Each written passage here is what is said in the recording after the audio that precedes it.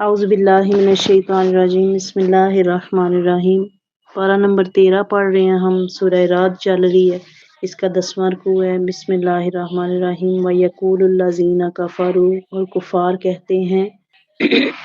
لولا انزل علیہ آیۃ من ربہ، کہ اگر یہ نبی سچے ہیں تو کیوں نہ ان پر اتاری گئی کوئی نشانی ان کے رب کی طرف سے۔ قل آپ فرمائیے ان اللہ یضل من یشاء، نشانیاں تو بڑی ہیں لیکن ان اللہ یضل، اللہ گمراہ کرتا ہے من یشاء، جسے چاہتا ہے، ویہدی الیہ، اور جسے چاہتا ہے وہ قرب عطا فرماتا ہے، من انابا جو رجوع کرتا ہے، یعنی جو دل سے اللہ کی طرف رجوع کرتا ہے اللہ اسے ہدایت دیتا ہے۔ اب یہ پیچھے کل جو ہم سبق پڑھ رہے تھے اس میں بھی ہم پڑھ رہے تھے نشانیاں، کہ وہ جو اللہ تعالیٰ کے ساتھ وعدے کرتے ہیں، وہ جن پہ اللہ نظر رحمت فرماتا ہے، اور وہ جو توڑتے ہیں وعدے، یعنی اللہ کے بندوں کی نشانیاں اور شیطان کے پیچھے چلنے والوں کی نشانیاں کل کے سبق میں ہم دیکھ رہے تھے۔ آج اسی سے آگے وہ چل رہا ہے متن، کہ کافر جو ہیں وہ نبی پاک صلی اللہ علیہ وسلم کی جب شانے والا صفات پہ انہیں کوئی بات نہ ملتی اعتراض کی، تو وہ اس بات کو لے اڑتے کہ پھر اگر اللہ نے آپ کو نبی بنایا تو اس نے کوئی نشانی کیوں نہیں اتاری، اس نے کوئی آپ کے ساتھ، اللہ چاہتا تو آپ کے ساتھ وہ فرشتہ ایک اتار دیتا جو ہمیں بتایا کرتا۔ یعنی یہ جس نے ماننا ہو اس کو کسی دلیل کی ضرورت نہیں ہوتی، اور جس نے نہیں ماننا، جس نے ٹھان لیا کہ میں نے صرف جب بھی کرنا ہے وہ اعتراض والی زبان کوئی کھولنا ہے، تو اس کے لیے آپ لاکھ نشانیاں لے آئیں۔ یعنی اللہ کیا فرما رہا ہے یہاں، اللہ نے نا ان کی، دیکھیں ہمیں زندگی گزارنے کے بھی رول یہ قرآن پاک دیتا ہے کہ ہر بات اس قابل نہیں ہوتی کہ آپ اس کو لسی بنانا شروع کر دیں، ہر جھگڑا اس قابل نہیں ہے کہ دو بدو جواب دیے جائیں، ہر بندے کی دیکھیں شخصیت دیکھیں نا، اللہ نے کافروں کو اس قابل نہیں سمجھا کہ تم اعتراض کرو تو اللہ بیٹھ کے تمہیں سمجھاتا پھرے۔ یہاں اہل عقل کے لیے نشانی ہے، پیچھے ہم کل پڑھ رہے تھے عقل مندوں کی نشانیاں اللہ نے کچھ بیان کی ہیں، اور اللہ کیا فرما رہا ہے کہ اللہ کی ذات نے درخور اتنا جانا ہی نہیں ہے کہ یہ فضول سی بات کریں اور میرا محبوب بیٹھ کے ٹائم ویسٹ کرے، ان کے اعتراضات کے جواب دے۔ کچھ لوگ ہوتے ہیں جو آپ کے ساتھ بات بڑھاتے ہیں اس وضاحت کے لیے یا اس محبت کو مینشن کرنے کے لیے جو انہیں آپ کی ذات سے ہوتی ہے، اور کچھ صرف آپ کی ذات کو ڈی گریڈ کرنے کے لیے بات بڑھاتے ہیں۔ اب فیصلہ میں نے اور آپ نے کرنا ہے کہ کون سی بات اس قابل ہے کہ اس کے ساتھ چمٹے رہیں اور اس کو جواب دیتے رہیں، اور کون اس قابل ہے کہ ٹھیک ہے کے علاوہ اس کو کوئی جواب ہی نہ دیا جائے۔ یہاں اللہ تعالیٰ نے اس آیت مبارکہ میں یہی وتیرہ اپنایا ہے، یہی طریقہ کار بتایا ہے کہ وہ کہتے ہیں یہ اگر آپ سچے ہیں تو کوئی نشانی کیوں نہیں آئی۔ اللہ نے آگے فرما دیا، آپ فرمائیے کہ اللہ جسے چاہتا ہے گمراہ کرتا ہے۔ من انابا کا اللہ نے ساتھ بتا دیا کہ یہ نہیں ہے کہ وہ کسی کو اپنی طرف آنے نہیں دیتا، وہ تو چاہتا ہے کہ اس کے بندے اس کی طرف پلٹ آئیں، مر کے تو جانا ہی، وہ چاہتا ہے تم جیتے جی اس کی طرف آ جاؤ۔ من انابا سے مراد یہ ہے کہ جو دل میں خواہش رکھتا ہے، ایسا نہیں ہو سکتا کہ آپ ظاہر کا کلمہ پڑھتے رہیں، اللہ تو آپ کے باطن کو دیکھ رہا ہے، ہم سمجھتے ہیں کہ وہ اوپر سے ہمیں دیکھتا ہے، وہ ہمیں اندر سے دیکھ رہا ہے، کہ ہم جو بھی کام کر رہے ہیں اس کے پیچھے ہماری نیت کیا ہے وہ اللہ کے ہاں ماپی اور تولی جا رہی ہے۔ بظاہر کوئی انسان غلط جا رہا ہوتا ہے، غلط لگ رہا ہوتا ہے، لیکن اندر کھاتے کہیں اس کے دل میں تقوی ایسا چل رہا ہوتا ہے کہ اس کا عرش پہ معاملہ ہی کوئی اور ہوتا ہے۔ تو اس لیے اللہ فرماتا ہے کہ جو صدق کے دل سے اس کی طرف رجوع کرتا ہے اللہ اسے ہدایت دیتا ہے۔ تم ہدایت کے رستے پہ چلنا شروع کر دو گے تو تمہیں تمہاری انگلی پکڑنے والے بھی ہدایت یافتہ ملنے شروع ہو جائیں گے۔ اگر تم شراب خانہ ڈھونڈنے نکلو گے تو تمہیں اس رستے پہ وہی ملیں گے جو ادھر جا رہے ہوں گے۔ تو یہ فیصلہ تم نے کرنا ہے، یہ فیصلہ میں نے کرنا ہے کہ میں نے اس کی طرف رجوع کرنا ہے، تو کس دل کے ساتھ کرنا ہے۔ اللہ ہمیں سچی توبہ کرنے کی توفیق عطا فرمائے۔ الذین آمنوا وتطمئن قلوبہم، جو لوگ ایمان لائے اور مطمئن ہوتے ہیں جن کے دل بذکر اللہ، اللہ کے ذکر سے، اللہ وہ جان لیں بذکر اللہ تطمئن القلوب، کہ اللہ کے یاد سے ہی دل مطمئن ہوتے ہیں۔ ہم آج تک بس اتنی آیت ہی پڑھتے ہیں، اللہ بذکر اللہ تطمئن القلوب، کہ جان لو اللہ کے ذکر میں اطمینان قلب ہے۔ یہ دیکھیں اطمینان قلب کن کے لیے ہے، پیچھے بات ہو رہی ہے اللہ زینا امنو، ہم پوری آیت پڑھتے ہی نہیں ہے، اللہ زینا امنو و تطمئن قلوبہم بذکر اللہ. یہ آیت آپ کو یاد وہ ذکر کی طرف راغب کرنے کے لیے نہیں ہے کہ میں اور آپ تسبیح لے کے بیٹھ جائیں، یہ آپ کو بتانے کے لیے پچھلا حصہ پڑھیں، اس کا وہ سیاق و سباق سمجھیں تو پھر آپ کو پتا چلے گا کہ وہ جو ایمان لائے جنہوں نے ذکر میں دل لگا لیا.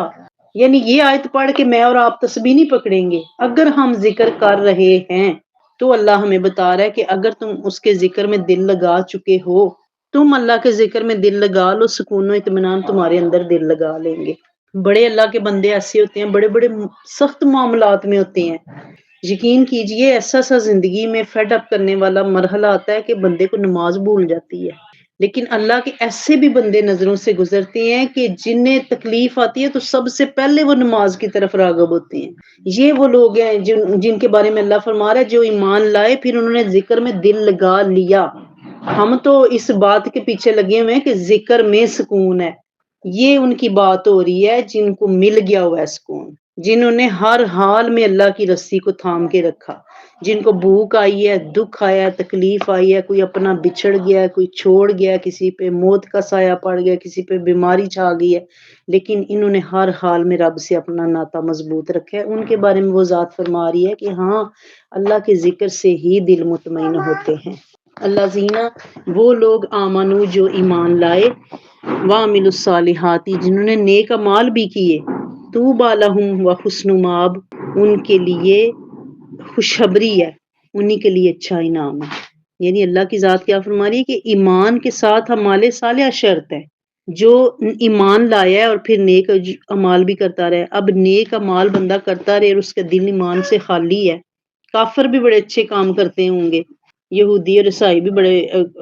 فلاحی کام کرتے ہوں گے، ہم اکثر سنتے ہیں کہ انہوں نے جی بڑے کام کیے ہیں، انہوں نے ہسپتال بنا دیے، ادارے بنا دیے، فلاں کر دیے، فلاں کر دیا، چاند پہ جانا آسان کر دیا. لیکن یہ قابل قبول کس کا ہے؟ یہ قابل قبول اس کا ہے جس کے دل میں ایمان ہے. اگر ایمان نہیں ہے تو اعمال صالحہ کی کوئی بکت نہیں ہے، پھر وہ دنیا میں کیا اور دنیا میں ہی پھل پا لیا.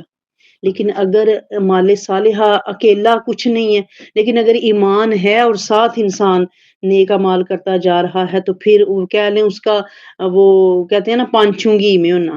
پھر وہ حساب ہے کہ دنیا میں بھی اللہ اطمینان قلب دے گا اور آخرت کی نعمتوں کا تو پھر وہی ذات جانتی ہے کہ اس نے اپنے بندے کے لیے کیا کیا نعمتیں رکھی ہیں. کذالک ارسلناک فی امۃ اللہ فرما رہا ہے ایسے ہم نے آپ کو رسول بنا کے بھیجا ایسی قوم میں، قد خلت من قبلھا امم جن سے پہلے کئی قومیں گزر گئی ہیں، لتتلو علیہم الذی اوحینا الیک تاکہ آپ پڑھ کے سنائیں انہیں وہ کلام جو ہم نے آپ کو دیا. وہم یکفرون بالرحمن اور یہ کفار انکار کر رہے ہیں رحمان کا. قل آپ انہیں بتائیے ہوا ربی وہ میرا پروردگار ہے، لا الہ الا ہوا جس کے سوا کوئی معبود نہیں ہے، علیہ توکل تو میں نے اسی پہ بھروسہ کر رکھا ہے، وإلیہ متاب اور اسی کی جناب میں رجوع کیے جا رہا ہوں یا رجوع کیے ہوئے ہوں. یہ اللہ تعالیٰ کی ذات نے وہ تعارف ہے اپنا جو ہمیں اپنے محبوب کے ذریعے عطا فرمایا ہے. اللہ فرما دے کہ اپنا پتہ اللہ محبوب کی زبان سے بتا رہا ہے، اور ہم ہیں کہ ہمارا علم ہمیں محبوب کے پیچھے لگا رہا ہے کہ دیکھو تو صحیح یہ نور ہے یا بشر ہے، دیکھو تو صحیح اس نے اپنے رب کو ظاہری آنکھ سے دیکھا ہے یا باطنی آنکھ سے دیکھا ہے. حالانکہ یہ چیزیں ڈسکشن کے لیے نہیں تھی، ڈسکشن کے لیے اپنا ایمان ہے، ہم دوسرے کا ایمان ڈسکس کرتے ہیں. اللہ تعالیٰ فرما رہا ہے کہ ایسے ہم نے آپ کو رسول بنا کے بھیجا، ایسے ہی پہلے بھی رسول آئے ہیں، وہ بھی ہدایت کے صحیفے لے کے آئے ہیں، لیکن آپ کے ذریعے اللہ نے ساری پچھلی شریعتیں منسوخ کر دی ہیں. اب ان الدین عند اللہ الاسلام، اگر کوئی دین ہے اللہ کے نزدیک قابل قبول تو وہ کیا ہے؟ اسلام. اور اسلام کیا ہے؟ لا الہ الا اللہ محمد الرسول اللہ، یہ اقرار باللسان و تصدیق بالقلب، کہ اس کلمے کا آپ نے صرف زبان سے اقرار نہیں کرنا، دل سے آپ نے اس کی تصدیق کرنی ہے. پھر اللہ کیا فرما رہا ہے؟ قل ہوا ربی، آپ انہیں بتائیے، یعنی اللہ اپنا تعارف کیا فرما رہا ہے؟ محبوب آپ انہیں بتائیے کہ وہ میرا رب ہے، اس پہ میں نے بھروسہ کر لیا ہے اور میں اسی کی طرف رجوع کیے ہوئے ہوں. وَلَوْ أَنَّا قُرْآنًا اگر کوئی ایسا قرآن اترتا سُيِّرَتْ بِهِ الْجِبَالُ جس کے ذریعے پہاڑ چلنے لگتے، او قطعت بہ الارض، یا اس کے سر سے زمین پھٹ جاتی، او کلم بہ الموتى، یا زمین یا مردوں سے بات کی جاتی، بل للہ الامر جمیعا، یہ یعنی یہ سب ہو سکتا تھا، اللہ فرماتا ہے یہ سب ہو سکتا تھا، بل للہ الامر جمیعا، لیکن سارے کام اللہ کے اختیار میں ہیں، یعنی اس نے جو چاہا ہے ویسے نازل فرمایا ہے۔ افلم یائس الذین آمنوا، تو کیا نہیں جانتے ایمان والے، آمنو ایمان والے، اللہ یشاء اللہ لہدی الناس جمیعا، کہ اگر اللہ چاہتا تو سارے ہی لوگوں کو ہدایت دے دیتا۔ ولا یزال الذین کفروا تصیبهم بما صنعوا، اور نہ کہ ورنہ اور کفار اس حالت میں رہیں گے کہ پہنچتا رہے گا انہیں اپنے کرتوتوں کا عذاب، قاریۃ او تحل قریبا من دارہم، یا اترتی رہے گی کوئی نہ کوئی مصیبت ان کے گھروں میں، حتی یاتی وعد اللہ، یہاں تک کہ گرد و نواح میں آ جائے اللہ کے وعدے کے ظہور کا دن، ان اللہ لا یخلف المیعاد، بے شک اللہ تعالی وعدہ خلافی نہیں کرتا۔ صدق اللہ العظیم۔ یہ آیت مبارکہ دیکھیں، اللہ تعالیٰ نے ان کے اعتراضات کو ون بائی ون بیان پہلے فرمایا کہ اگر کوئی ایسا قرآن اترتا جس کے ذریعے پہاڑ چلنے لگتے، جیسے وہ چیلنج دیتے تھے کہ اگر آپ نبی ہیں سچے تو یہ پہاڑ سونے کا بنا دیں، یہ چاندی کا بنا دیں، یا آپ کے ساتھ چلنے لگے، اس طرح کے وہ معجزات کی ڈیمانڈ کرتے۔ پھر اللہ فرما رہا ہے کہ یا ایسا قرآن آتا جس کے اثر سے زمین پھٹ جاتی، یا مردوں کے ذریعے بات کی جا سکتی، یہ سارے اللہ کے اختیار میں تھے، لیکن اللہ نے اس کام کو اہم نہیں سمجھا۔ اس نے اپنے محبوب علیہ الصلوۃ والسلام کے قلب منیر کو پسند کیا کہ یہاں قرآن اتارا جائے۔ یہ چیز سمجھنے کی ہے، میٹر یہ چیز کرتی ہے کہ اللہ نے کیا پسند کیا ہے۔ یہ پیچھے کتنی بڑی بڑی باتیں ہیں، انسانی دل کہاں اور کائنات اتنی بڑی زمین کہاں، لیکن اللہ نے مجھے اور آپ کو یہ بتایا کہ یہ پہاڑ، یہ زمین، یہ مردوں کے باتیں کرنے والے معاملات، یہ اس کی نظر میں چھوٹے ہیں اور اپنے محبوب کا دل بڑا ہے۔ اللہ نے جس چیز کو پسند فرمایا ہے آپ اس کے بارے میں سوچیں کہ انسانی دل اتنا سا دل ہے، ننھا سا، وہ چند انچ میں بھی نہیں آتا ہوگا میئرمنٹ میں، وہاں اللہ تعالیٰ نے اس قلب منیر کو، پاکیزہ تر دل کو چنا، اور پھر اس پہ اپنا قرآن، یہ 6234 آیتیں ہیں جو اللہ نے اپنے محبوب کے دل پہ اتاری ہیں۔ تو یہاں اللہ نے میرے اور آپ کے سمجھنے کے لیے دروازے کھولے ہیں کہ یہ ذات، یہ ہستی جسے اللہ کلام فرما رہا ہے، جسے اللہ، مجھے اور آپ کو تو اللہ نے پیدا کیا، لیکن اس نے اس قابل نہیں سمجھا کہ وہ ہمیں کوئی بات بتائے۔ اس نے کل، آپ قرآن پاک کی آیتوں میں جہاں جہاں کل آیا وہاں تو بندہ نبی پاک صلی اللہ علیہ وسلم کی شان پہ جھومنا شروع کر دے کہ اللہ کی اتنی مخلوق ہے۔ اللہ کہتا ہے میں اپنے گناہ گار بندے سے بھی پیار کرتا ہوں، لیکن کلام کے لیے اس نے محض محبوب کو فرمایا، محبوب آپ کہیے انہیں، آپ انہیں بتائیے، میرے بارے میں بھی آپ بتائیے، کل ہو اللہ احد، یہاں کل نہ ہو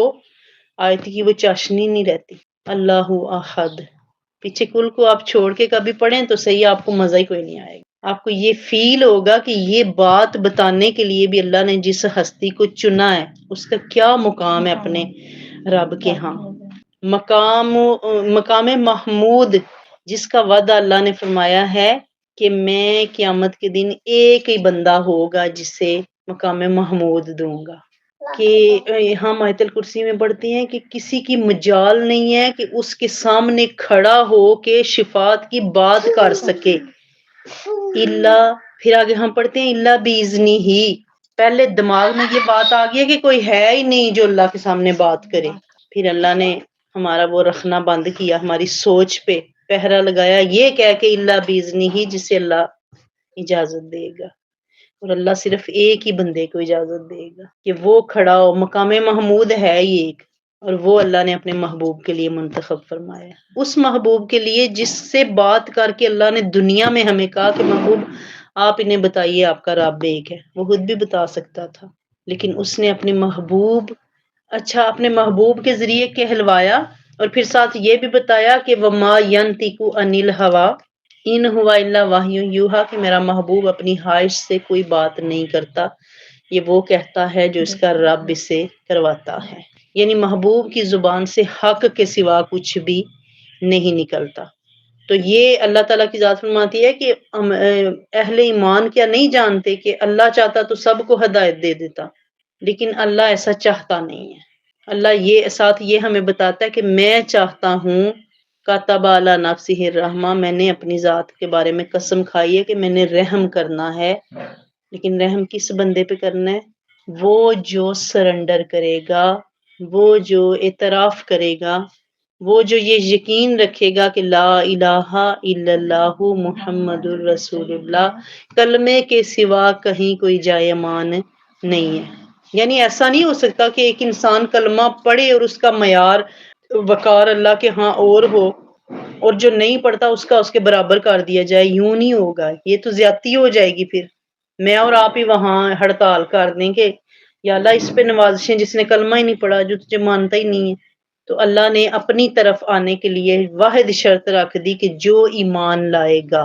جسے ہدایت کی طلب ہوگی۔ یہاں اللہ تعالیٰ کی ذات فرما رہی ہے کہ یہ کفار جو ہیں یہ کسی نہ کسی مصیبت میں رہیں گے۔ اب بظاہر مجھے اور آپ کو ایسا لگ رہا ہے، جو دنیا کے حالات ہیں، مجھے اور آپ کو ایسا لگ رہا ہے کہ مسلمان تکلیف میں ہے۔ دنیا سے تو جاننا ہی ہے، کوئی شہید ہو کے جا رہا ہے، کوئی غازی بن کے اس کی بارگاہ میں حاضر ہو رہا ہے، اور یہ 60-70 سالہ زندگی ایسے چٹکیوں میں ختم ہوتی جا رہی ہے، نمک کی طرح، برف کی طرح گلتی جا رہی ہے۔ تو یہ جو جاننے اور آنے کا سلسلہ لگا ہوا ہے، بظاہر مجھے اور آپ کو ایسے لگ رہا ہے کہ جیسے اسلام وہ شکنجے میں آیا ہوا ہے، حالانکہ ایسا نہیں ہے۔ اگر ہم غور کریں تو تکلیف میں تو یہودی، کافر اور عیسائی آئے ہوئے ہیں۔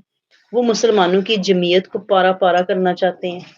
وہ ہمیں تنہا تنہا کر کے ایک ایک ملک پہ حملہ کر کے مارنا چاہتے ہیں، کس ڈر سے؟ کیونکہ انہیں پتا ہے کہ ان اللہ لا یخلف المیعاد۔ اس رکوع کا آخری آیت ہے کہ اللہ اپنے وعدے کی خلاف ورزی نہیں کرتا۔ وعدہ ہے کیا ہے کہ ایک دن یہ دنیا لپیٹ سپیٹ دی جائے گی، روز محشر ہوگا، تمہیں اللہ کی بارگاہ میں حاضر ہو کے اپنے ہر چھوٹے اور بڑے عمل کا حساب دینا ہوگا۔ تو وہ اس روز حساب سے ڈر کے نا،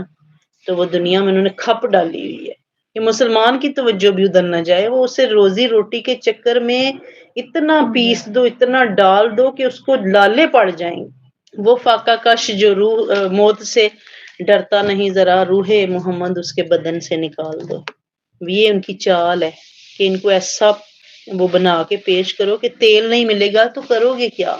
مسلمان نے تو دنیا چھوڑ کے جانی ہے، اور اس کے لیے آخرت کے گھر ہیں۔ دنیا کی طلب میں وہ مریں اور کھپیں جن کے لیے آخرت میں کوئی گھر